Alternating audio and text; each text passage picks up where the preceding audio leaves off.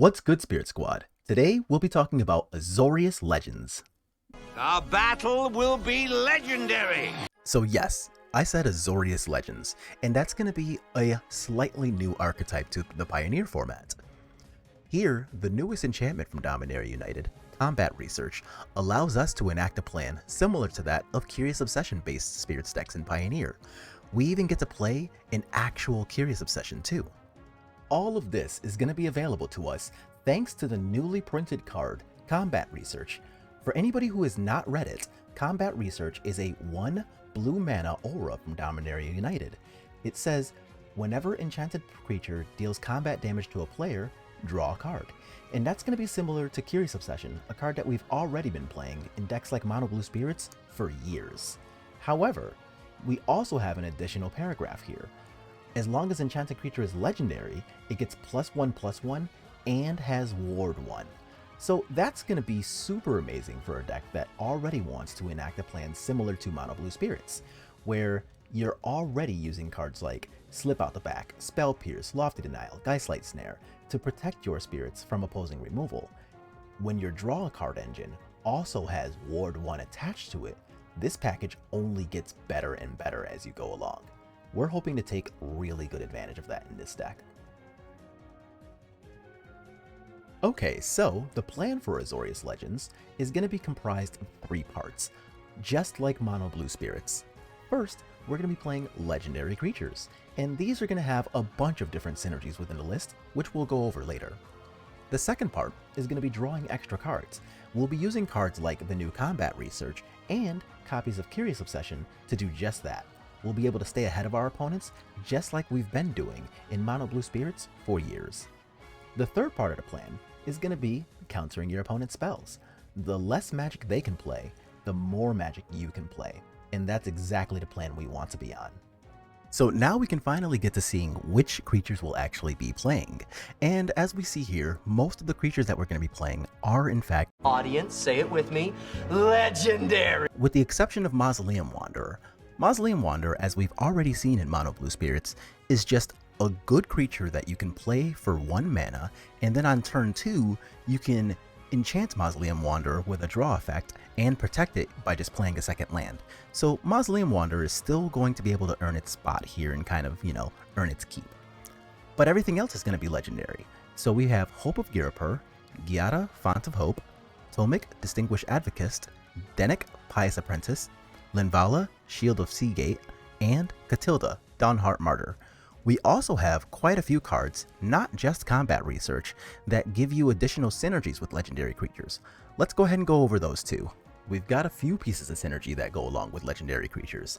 We've already talked a little bit about Combat Research, since that is basically the entire reason this deck is allowed to exist. But we also have Plaza of Heroes, a new land from Dominaria United. Here, you can just add a colorless. Easy peasy. But you have a lot of additional text here.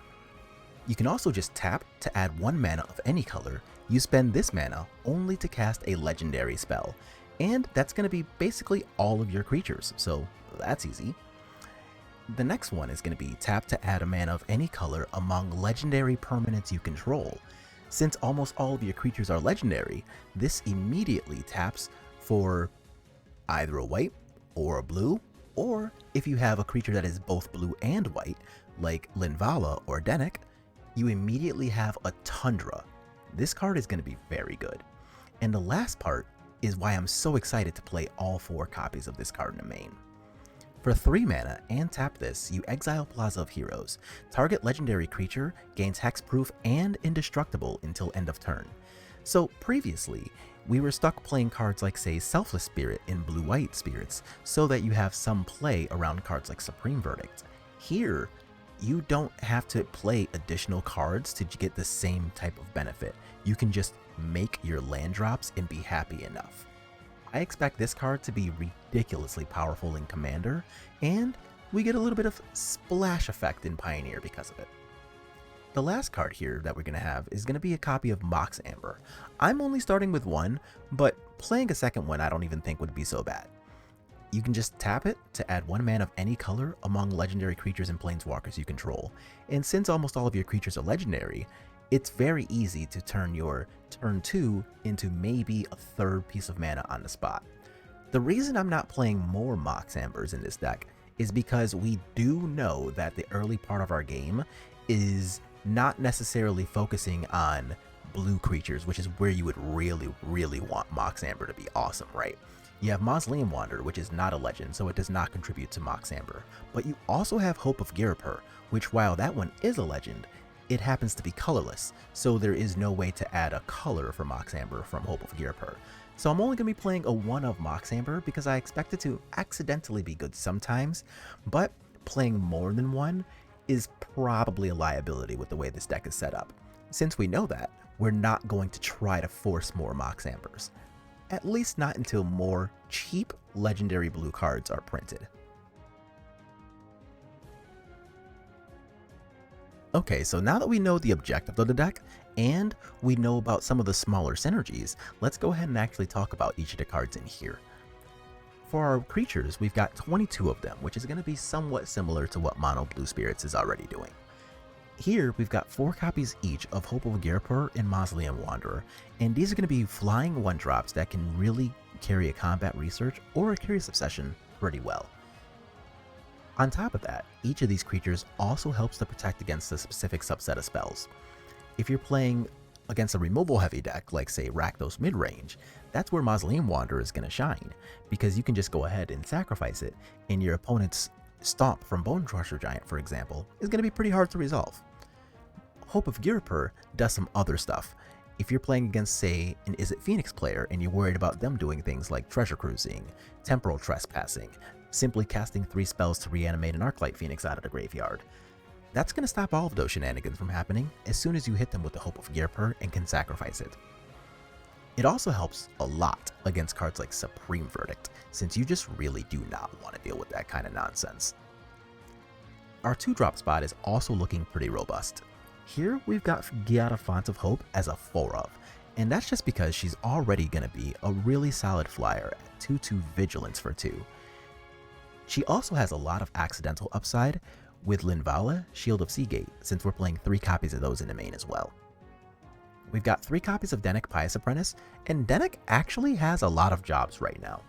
So it's a 2/3 lifelinker for 2, which is already good enough against decks like Mono White, Mono Red, and Rakdos Midrange. But also just, it's got a back half, so you can cast it out of the graveyard using the Disturb mechanic for 4 mana, and it'll become a 3/2 flyer that also gives you the ability to investigate anytime one of your creatures hits the graveyard, so that's going to be pretty sweet. You also have the front half of Dennek, and that's going to be great against decks like Greasefang, since they can't target cards that are in the graveyard, so your Greasefang can't target a Parhelion to use. That's going to come in handy every now and then. The other 2-drop that we're playing is going to be 2 copies of Tomic Distinguished Advocate.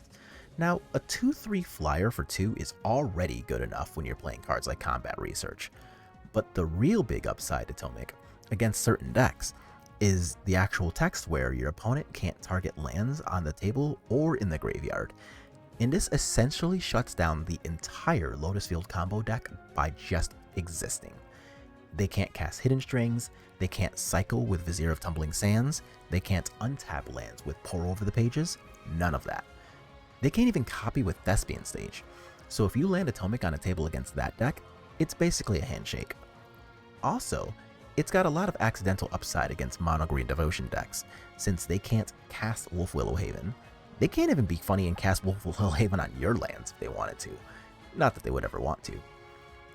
They can't untap lands with things like Kiora, Behemoth Beckoner, or Teferi Who Slows the Sunset either, so if your opponent is really just going to be trying to untap Nykthos and make ludicrous amounts of mana, they gotta worry about Tomic first. Our 3-drop spot is also not so bad. We've got 2 copies of Catilda Dawnheart Martyr, another card that helps a lot against the more aggressive decks of the format. Just being a life-linking Vigilant flyer is already just going to be good enough against a lot of decks. Just that, no other text, already good enough. But when it's in a graveyard, you can cast Catilda as an aura for 5 mana, and any one of your creatures that's on the table can just become +X+X, where that's the number of spirits plus enchantments you have on the table, and flying, and vigilance, and lifelink. So there's going to be a lot of text when you cast Catilda out of the graveyard, giving you even more value against decks that pack things like Supreme Verdict, things like, oh, what's the other card I'm thinking of? Liliana of the Veil. There's going to be a lot of really great things from Catilda. And then we've got 3 copies of Linvala, Shield of Seagate. On top of being an angel, to go with Giada as we already discussed, she's just going to be a 3/3 flyer for 3, which is already a pretty good rate, considering that I'm already been happy to play cards like Empyrean Eagle in the past, right? But also, with Linvala, she does her best Selfless Spirit impression, where she can sacrifice herself to give your entire team either hexproof or indestructible until end of turn. And that's going to come up a lot, especially when you play against decks like Blue-White Control, which are going to be really happy to just jam a Supreme Verdict down your throat. We've got a lot of protective spells too. Combat Research giving your creatures Ward 1 is already going to be a huge deal in this deck. But on top of that, we've got 4 copies of Lofty Denial, since everything but the front half of Dennek has flying. We've got 3 copies of Spell Pierce, and we're going to be playing Spell Pierce especially for things like Pieces of the Puzzle from the Is It Phoenix deck, Narset from the blue decks, and Liliana of the Veil from the black decks, since that has just been printed into Pioneer. We've also got 3 copies of Slip Out the Back, and this is a card that probably does not need an introduction at this point, but we'll do it anyway. We've already been playing this card as a 4-of in mono blue, and that's just been a very, very fantastic little piece of cardboard. It helps immensely against decks like Rakdos and mono red that are simply trying to remove your creatures while also attacking. But it also evades Supreme Verdict without being able to counter it. So now, in this deck, we've got Linvala to dodge Supreme Verdict, Slip Out the Back to save your best creature against Supreme Verdict, and Hope of Girapur, which if you hit them, you can sacrifice it, and then they can't cast Supreme Verdict. Lots and lots of ways to make sure that your creatures are going to stay nice and protected. Our land base, 22 lands, is going to look pretty decent as well. We've got a bunch of dual lands now that a Darker Waste exists, so we've got 4 copies of that, 4 Hallowed Fountain, 4 Hingegate Pathway, and a new card, 4 copy of Plaza of Heroes. We've already talked about that a little bit earlier, so we don't need to go into a deep dive, but I'm playing 4 to start with. We're also going to be playing 1 copy each of Iganjo, Seat of the Empire, and Otawara Soaring City. These are just already good cards that you would play, but in this specific deck, since almost all of your creatures are legendary, the channel abilities for these are going to be very, very cheap very often. I almost put a 2nd copy of Iganjo in there just so that I could have cheap 1 mana removal fairly often, and to be honest, by the time I actually play this deck when the set comes out, I might still play a 2nd copy of Iganjo. And then to just round it out, we've got 2 islands and 1 basic plains. We will notice that in this specific list, I'm not playing the Mox Amber that we talked about earlier, and I think it's a little clunky with this specific version of the deck. If in the future we get a playable blue 1 mana legendary creature, even if it doesn't have flying, I will probably try to play at least 2 Mox Ambers, because that'll enable cards like Spell Pierce and Slip Out the Back starting from turn 1. So that's going to be a thing that I'm going to look forward to at least trying if we get a card that's more playable than, Errant Street Artist. That card doesn't do anything in our deck. As for the sideboard, I'm going to be keeping it relatively simple, with the exception of not playing Mystical Dispute.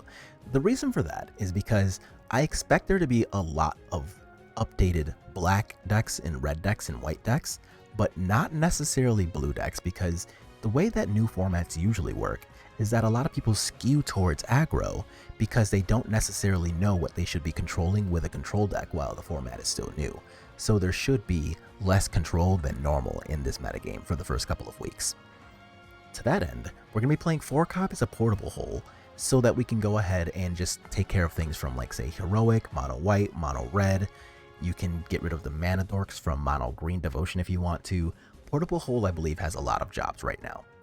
We're going to be playing a 4th copy of Slip Out the Back so that we can just more reliably dodge all of the removal that Rakdos is going to be playing, up to and including the tick down effect from Liliana of the Veil.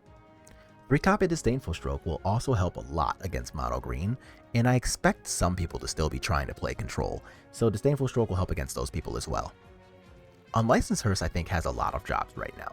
I think it's going to be really great against, of course, decks like Abs and Greasefang, but since we expect people to be playing more Liliana of the Veil decks, I think this is also going to have upside against cards like Kroxa, Tenacious Underdog, whatever the new 1-mana 2/1 skeleton is called. I think Unlicensed Hearse is going to be able to deal with a lot of cards right now. And since we're playing on a week 1, I'm going to be playing 3 copies of Knockout Blow because we do expect some mono red to be in the format in a big way. That's usually the case with the first couple of weeks of really any format because people are still trying to figure out what the decks are doing, exactly like we are, and they're going to be looking to punish them by playing these really aggressive low to the ground decks like mono red aggro. To that effect, we'll be playing the Knockout Blows. And we'll be playing 2 copies of Archangel Avacyn. So even though we're not playing Mystical Dispute, I still wanted to play something that did 2 things. Archangel Avacyn, of course, is a threat by itself, just being a 4/4 Vigilance Flying Angel, but it also completely nukes a Supreme Verdict by itself, which is a pretty big deal. The back half of it is also not irrelevant in this format. So Archangel Avacyn's the back half is when it transforms, it deals 3 damage to each creature and player, and if you're playing against a deck like, say, mono white or mono red, then that effect is pretty damn useful, since you get a board wipe with your threat at the same time, and all that really needs to happen is one of your creatures needs to die. So when your opponent plays like a removal spell, for example, you can play Archangel Avacyn to save that creature.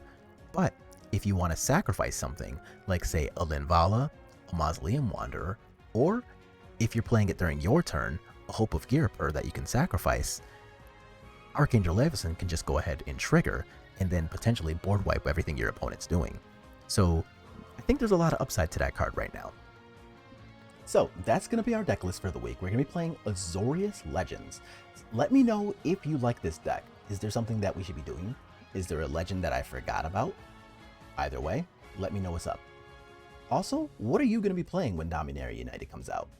I think this is one of those sets that's really good and has a little bit of something for just about everybody. Of course, I've been ranting and raving about combat research all week because it naturally fits what I've been doing anyway. But maybe you find something else just as exciting. Let me know exactly what you're going to be doing with Dominaria United in the comment section below. Also, check out the video description because that's where things like today's deck list are going to live. As always, if you like what you're watching, make sure to let me know by clicking like on the video, subscribing to the channel if you haven't already done so, and I'll see y'all on the next one.